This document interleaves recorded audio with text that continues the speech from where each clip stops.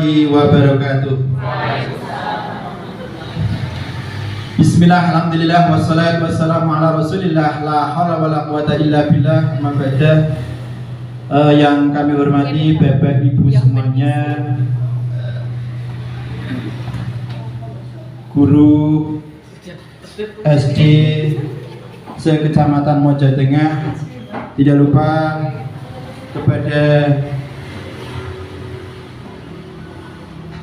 panitia penyelenggara yang pada kegiatan hari ini sudah berikan kesempatan pada kami ucapkan terima kasih yang sebesar-besarnya. Bapak Ibu, izinkan kami untuk menyampaikan sosialisasi Bapak Ibu terkait dengan aksi nyata kegiatan pendidikan guru penggerak untuk model 1.4 yaitu budaya positif. Bapak Ibu, kita tahu budaya positif, budaya sering dikaitkan Bapak Ibu dengan hal-hal yang turun-temurun kita laksanakan Bapak Ibu. Budaya sering juga kita sebut sebagai, kalau Bapak Ibu mengatakan, kebiasaan yang sering kita lakukan sehingga muncul sebuah budaya. Nah, di kegiatan ini Bapak Ibu, budaya positif, kita nanti akan belajar bersama-sama tentang budaya positif ini Bapak Ibu. Bapak Ibu, untuk awalan Bapak Ibu, kami ingin Bapak Ibu tenangkan hati dan pikiran kita semuanya. Mari kita semuanya itu arahkan perhatian untuk senantiasa bersyukur, fokus belajar, hadirkan diri kita untuk rasa ingin tahu, dan mari Bapak Ibu kita bersama-sama senantiasa untuk bijaksana. Bapak Ibu yang kami hormati, awalan Bapak Ibu ini adalah tidak perlu Bapak Ibu jawab menggunakan lisan. Bapak Ibu bisa jawab secara dengan hati Bapak Ibu. Yang pertama Bapak Ibu, hukuman dapat mendisiplinkan anak. Apakah Bapak Ibu setuju atau tidak? Yang kedua, pemberian hukuman dengan hal positif seperti membaca ataupun membersihkan halaman sekolah dapat meningkatkan disiplin anak. Yang ketiga, memberikan penghargaan dapat meningkatkan motivasi belajar anak. Bapak Ibu setuju atau tidak? Itu Bapak Ibu yang akan menentukan.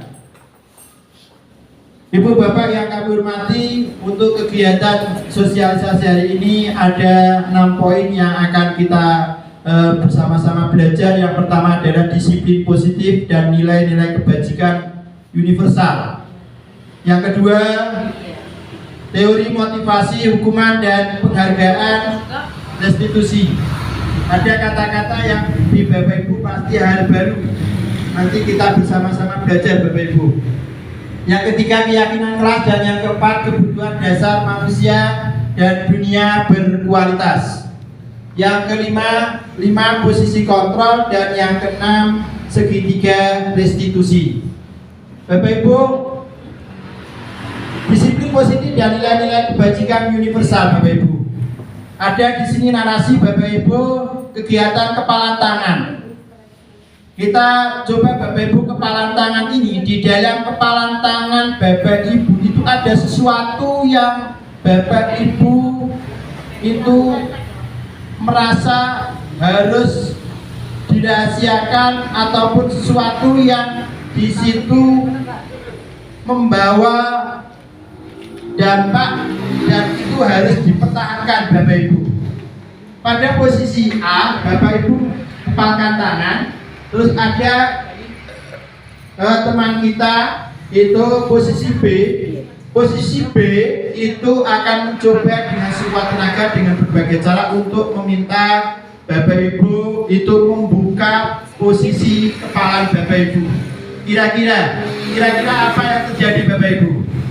Kira-kira apa yang terjadi Bapak Ibu? Apakah Bapak Ibu akan bersikukuh atau akan membuka? Tentunya teman ini akan membujuk dengan berbagai macam cara. Apakah itu mengancam, hadik, merayu ataupun yang lainnya? Apa Bapak Ibu yang terjadi? Mendapatkan energi. Apa kira-kira Bapak Ibu yang terjadi?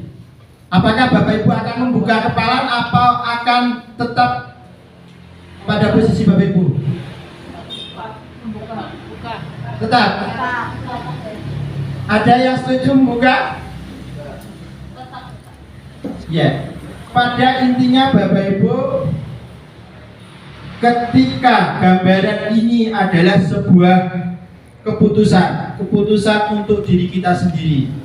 Bapak Ibu dalam benak pasti akan mempertahankan, karena itu diri saya sendiri. Dengan kata lain Bapak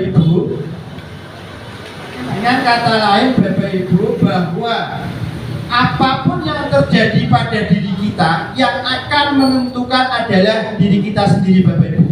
Bapak Ibu mempunyai hak untuk menentukan. Bapak Ibu, di sini kepalan tangan ini menunjukkan bahwa apapun itu tergantung kepada diri kita masing-masing. Bapak Ibu yang kami hormati, disiplin positif dan nilai-nilai kebajikan universal Bapak Ibu. Di sini ada Bapak Ibu bahwa ada sebuah temuan dari psikiater namanya Dr. William Glasser. Itu di situ Bapak Ibu menjelaskan tentang makna kontrol Bapak Ibu. Makna kata kontrol. Nah, di sini Bapak Ibu ada miskonsepsi tentang makna kontrol Bapak Ibu. Di situ yang pertama, ilusi guru mengontrol murid. Ilusi itu apa Bapak Ibu? Halo, ilusi itu apa Bapak Ibu? Hayal, oke, ya, hayal. Sesuatu yang di situ tidak bisa dibuktikan, ya Bapak Ibu, dibuktikan kebenarannya. Ya.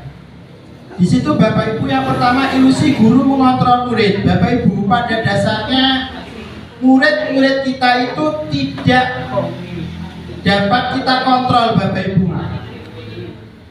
Dengan kata lain Bapak Ibu, kadang-kadang anak-anak kita itu mengikuti kontrol kita karena mereka dikondisikan dalam keadaan memang ingin mengikuti. Berarti ilusi guru mengontrol murid ini Bapak Ibu, ada persepsi miskonsepsi Bapak Ibu. Yang kedua Bapak Ibu, ilusi bahwa kritik dan membuat orang merasa bersalah dapat menguatkan karakter. Bapak Ibu, karakter ini kami yakin Bapak Ibu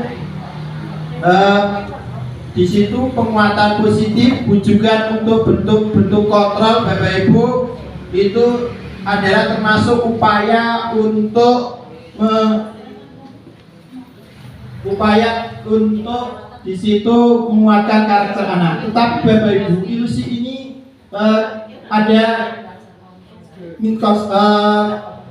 termasuk ada juga di situ miskonsepsi terkait dengan kontrol Bapak Ibu. Yang ketiga, ilusi bahwa semua penguatan positif efektif dan bermanfaat. Yang keempat, ilusi bahwa orang dewasa memiliki hak untuk memaksa. Bapak Ibu yang kami hormati, di sini Bapak Ibu bahwa ilusi-ilusi ini menurut William Glasser dalam teori yang namanya sekarang adalah choice teori, itu meluruskan ini Bapak Ibu. Untuk berikutnya Bapak Ibu, di sini ada prinsip mengatakan dari Stephen, di sini Bapak Ibu prinsip, bila kita ingin membuat kemajuan perlahan sedikit-sedikit, ubahlah sikap atau perilaku Anda.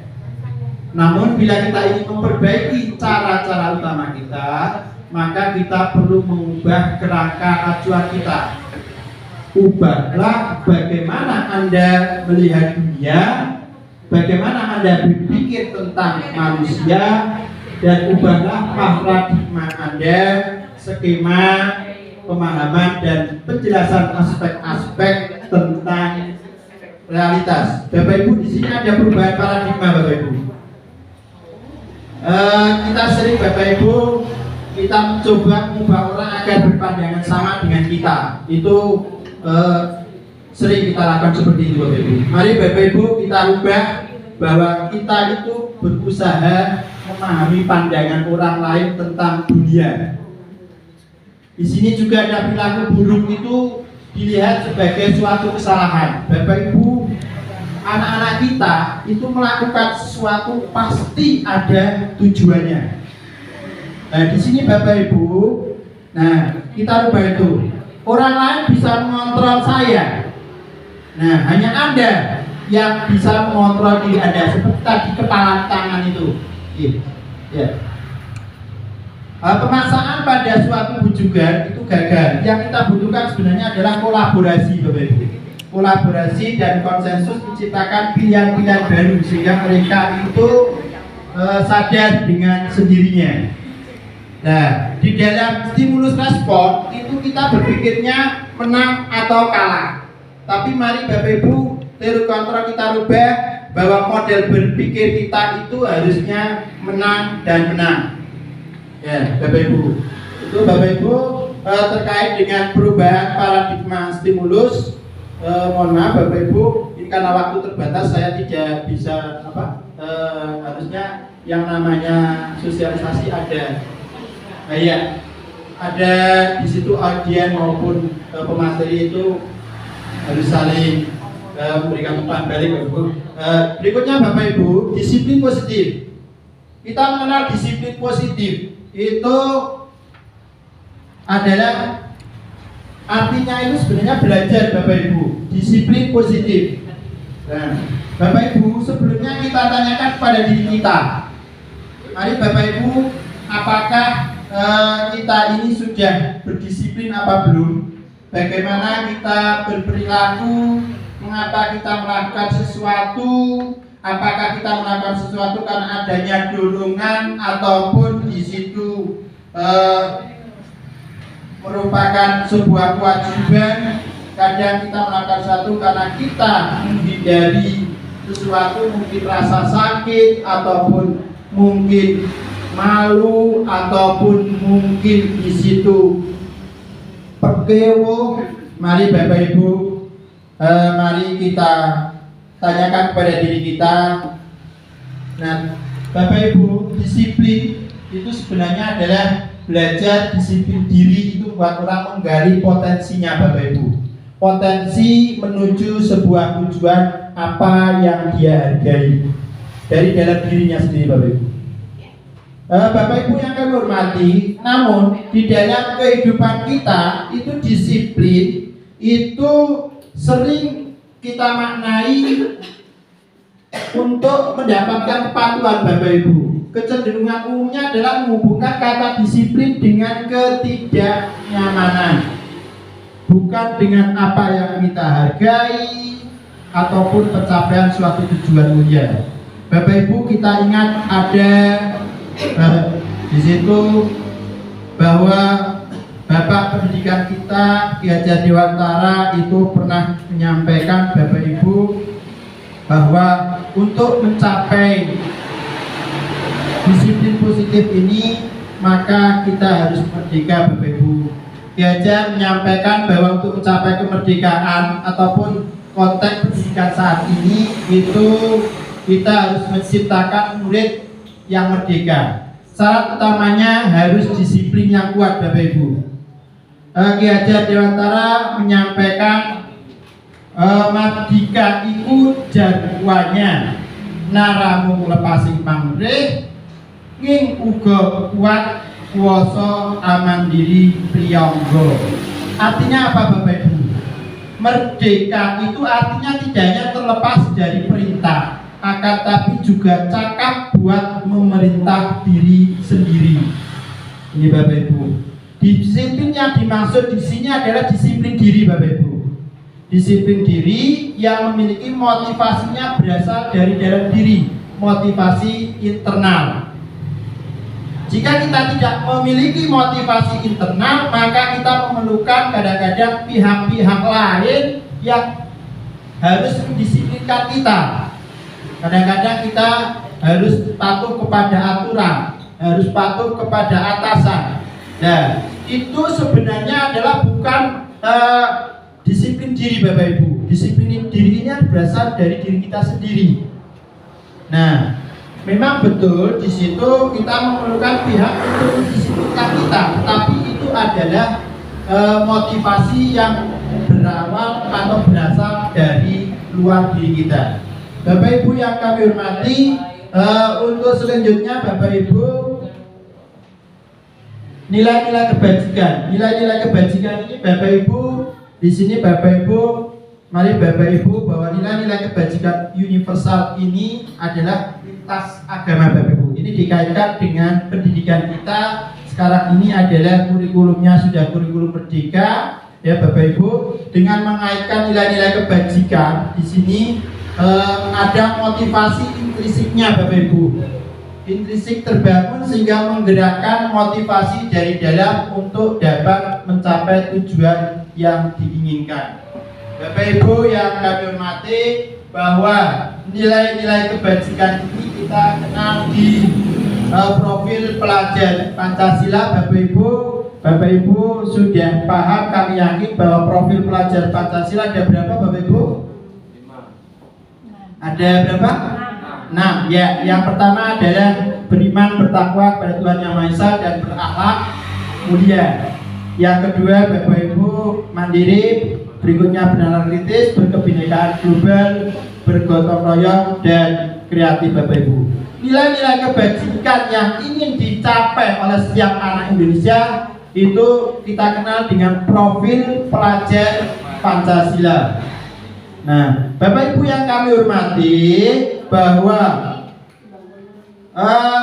untuk sampai ke sana itu tiada lain adalah adanya melalui awal itu pasti sebuah tuntunan Bapak Ibu. Tuntunan. Karena pendidikan menurut Ki Hajar Dewantara adalah menuntut kodrat anak, kodrat alam maupun kodrat zaman, sehingga mereka itu bisa mencapai sebuah keselamatan ataupun kebahagiaan setinggi-tingginya. Bapak Ibu yang kami hormati, di sini Bapak Ibu, awal tadi adalah sebuah keteladanan dari kita sebagai guru dan pembiasaan Bapak Ibu, sehingga profil pelajar Pancasila ini betul-betul nanti bisa kita terapkan kepada anak didik kita.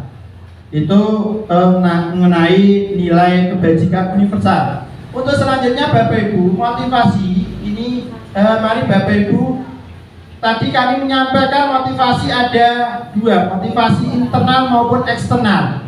Intrinsik lah kata G. Nah, motivasi eksternal ini Bapak Ibu, ketika kita itu terkait dengan motivasi Bapak Ibu untuk menghindari ketidaknyamanan atau hukuman, itu adalah motivasi eksternal Bapak Ibu. Karena kita masih terikat dengan yang mengontrol kita, mungkin sebuah peraturan.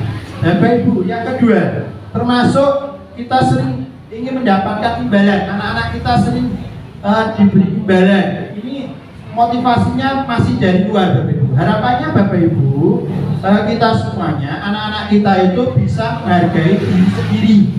Nah, mari Bapak Ibu, untuk bisa menghargai diri sendiri pasti ada usaha. Usahanya adalah tadi kita awali dari diri kita sendiri sebagai pendidik Bapak Ibu. Untuk selanjutnya Bapak Ibu, ini sebagai renungan kita Bapak Ibu, hukuman dan penghargaan Bapak Ibu. Di sini Bapak Ibu, penghargaan itu ada yang mengatakan adalah sebenarnya sama dengan hukuman. Kenapa? Karena di dalam penghargaan ini nanti kita bahas Bapak Ibu. Karena di situ motivasinya motivasi eksternal. Nah, padahal yang namanya hukuman itu konotasinya adalah negatif. Sedangkan penghargaan kita sering konotasinya kan bukan negatif. Mari Bapak Ibu kita lanjutkan. Nah, di sini Bapak Ibu, kenapa hukuman ini di sini dihukum oleh penghargaan? Anak-anak kita, jika kita itu berikan penghargaan, itu sebenarnya ada pengaruh Bapak Ibu. Pengaruhnya bisa jangka pendek, jangka panjang. Kalau jangka pendek jelas, anak-anak kita itu beri penghargaan. Kamu kalau maju lomba nanti ada ini, ada itu, ada hadiah ini dan itu. Nah, ketika tidak ada lomba, tidak ada penghargaan, anak-anak kita motivasinya nanti juga akan turun Bapak Ibu. Jadi Bapak Ibu bisa menurunkan kualitas, bahkan bisa mematikan kreativitas. Mereka hanya tujuannya adalah sebuah penghargaan, bukan penghargaan diri sendiri. Ini selanjutnya Bapak Ibu bahwa di dalam memberikan motivasi Bapak Ibu kita harus berikan apresiasi pengakuan Bapak Ibu, supaya apresiasi tadi tidak disamakan dengan sebuah hukuman Bapak Ibu. Berikan dukungan secara penuh. Pengakuan pada mereka secara pribadi, beri pengakuan di sini Bapak Ibu. Mereka kita tanamkan motivasi dari dalam diri untuk menghargai diri. Untuk berikutnya Bapak Ibu, di sini Bapak Ibu ada sebuah tindakan guru. Tindakan guru di sini itu masih banyak terkait dengan hukuman Bapak Ibu. Nah, kadang-kadang kita berikan hukuman kepada anak didik kita itu, ini contohnya misalkan mencatat. Nah, mencatat di buku ataupun disuruh kebuatan fisik, tetapi ini mohon maaf berbeda dengan konsekuensi. Ketika hukuman fisik pada saat pelajaran olahraga, karena bidang olahraga beda ya, beda. Tapi kalau kita di guru kelas, ini termasuk hukuman. Kalau bidang olahraga ketika sudah ada di awal konsekuensi, itu bukan hukuman. Ya. Dengan kata lain, kalau konsekuensi itu sudah ada kesepakatan Bapak Ibu. Sepakatan. Nah, ini Bapak Ibu, lanjut Bapak Ibu, buru waktu. Di sini Bapak Ibu, perbedaan hukuman dan konsekuensi Bapak Ibu. Kalau hukuman itu suatu yang menyakitkan, ya. Di sini Bapak Ibu ada pemaksaan, ada konsep diri yang buruk, ya. Berbeda dengan konsekuensi.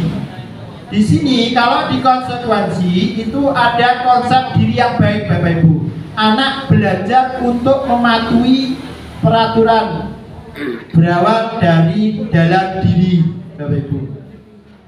Ya. Berikutnya Bapak Ibu, materi yang berikutnya adalah restitusi. Ini hal baru Bapak Ibu ya. Bapak Ibu sudah pernah mendengar kata restitusi?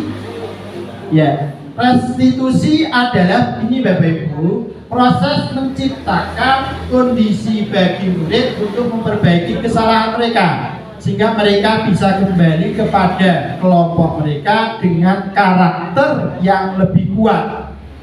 Nah, restitusi ini proses kolaboratif Bapak Ibu. Di situ mengajarkan pada anak didik kita itu mereka mencari solusi dari permasalahan yang mereka hadapi. Nah, mencari solusinya kadang-kadang kita itu ada kata-kata kadang bagaimana upaya mereka bisa muncul dalam hati mereka untuk tidak melakukan itu, tetapi dari dalam diri. Mungkin kita bisa sampaikan kepada mereka terkait dengan tujuan-tujuan kuliah. Contoh, nak besok cita-citamu ingin jadi apa? Nah, ketika mereka sudah diarahkan ke situ, mereka akan punya tujuannya. Untuk meraih tujuan itu, maka apa yang harus kamu lakukan? Nah, sehingga mereka mampu untuk memperlakukan diri sendiri supaya nanti di kegiatan restitusi ini berhasil Bapak Ibu. Bapak Ibu, 9 ciri-ciri restitusi. Ya.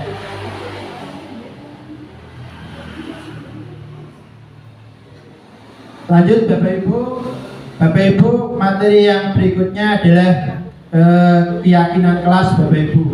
Keyakinan kelas. Kadang-kadang kita berpikir Bapak Ibu, mengapa kok tidak peraturan saja? Nah Bapak Ibu, di sini mari Bapak Ibu sedikit ada pemahaman baru Bapak Ibu. Nah, untuk mendukung motivasi intrinsik yang berasal dari dalam diri, itu kembali ke nilai-nilai keyakinan yang terlebih dahulu Bapak Ibu untuk menggerakkan daripada serangkaian peraturan.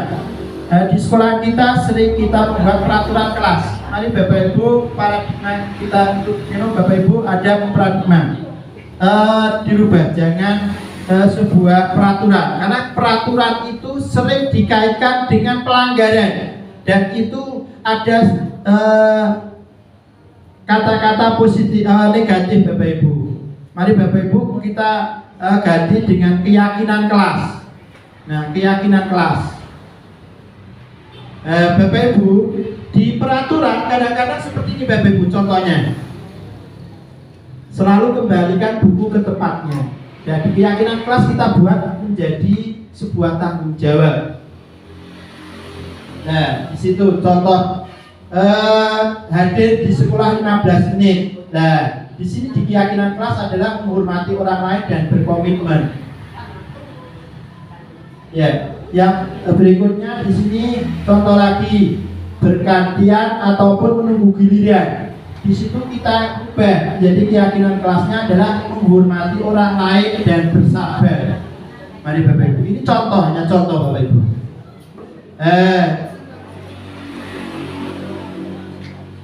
Ya, untuk berikutnya Bapak Ibu, kebutuhan dasar manusia. Kita tahu bahwa kebutuhan, tadi kami menyampaikan bahwa setiap tindakan itu pasti memiliki tujuan. Nah, tujuan dari tindakan anak-anak kita itu sebenarnya adalah untuk memenuhi kebutuhan mereka Bapak Ibu.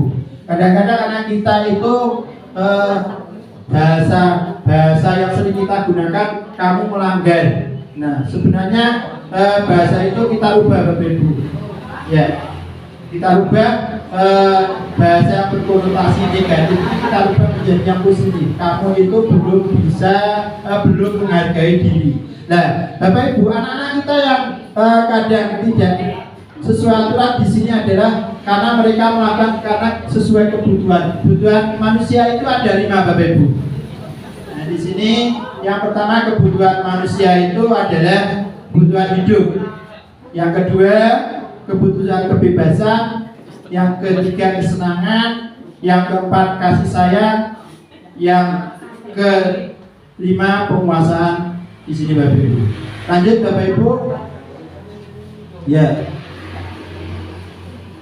Oke Bapak Ibu, di sini Bapak Ibu tadi kami menyampaikan posisi kita guru itu kepada anak didik kita. Guru kita itu kita kondisikan ada 5 Bapak Ibu posisi kita. Kadang-kadang posisi kita berada pada penghukum. Yang kedua adalah pembuat rasa bersalah. Dan di sini yang ketiga adalah posisinya sebagai teman, dan yang keempat pemantau, dan yang kelima adalah manajer Bapak Ibu.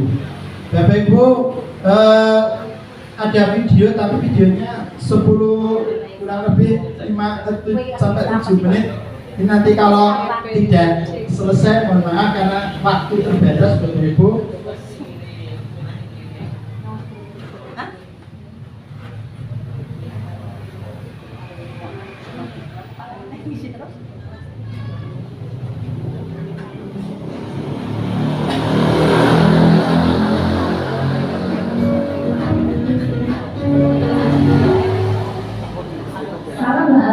Ibu dan Bapak Guru hebat dalam penerapan disiplin positif restitusi.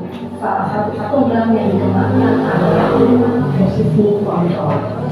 5 posisi kontrol dalam restitusi adalah proses perjalanan seorang pendidik agar dapat mengenali dirinya.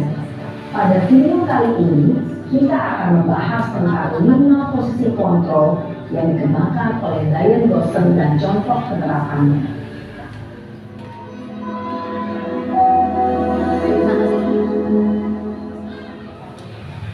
5 posisi kontrol itu adalah 1. Posisi penghukum, 2. Posisi pembuat merasa bersalah, 3. Posisi teman, 4. Posisi pemantau atau monitor, dan 5. Posisi manajer.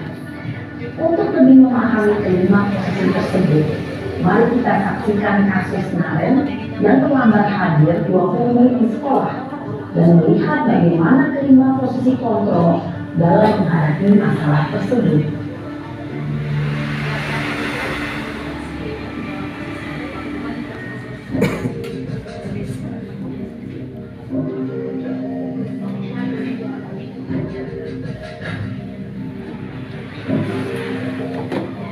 Naren! Sini kamu! Selamat pagi, Bu. Selalu terlambat. Kamu deh, pasti terlambat. Maaf, Bu. Saya Apa? Apa coba? Alasan kamu apa lagi? Kapan sih kamu tidak terlambat? Malas sekali ya kamu jadi anak. saya Dasar pemalas. Gak kapok-kapok sih kamu. Sudah berapa kali terlambat? Sana, kamu keliling lapangan basket 2 kali. kenapa saya harus ke lapangan basket, Bu? Kenapa? Kamu melawan ibu. Berani-beraninya jawab. Sudah terlambat, masih berani jawab pula. Sekarang, keliling lapangan basket 5 kali sekalian. Biar kamu.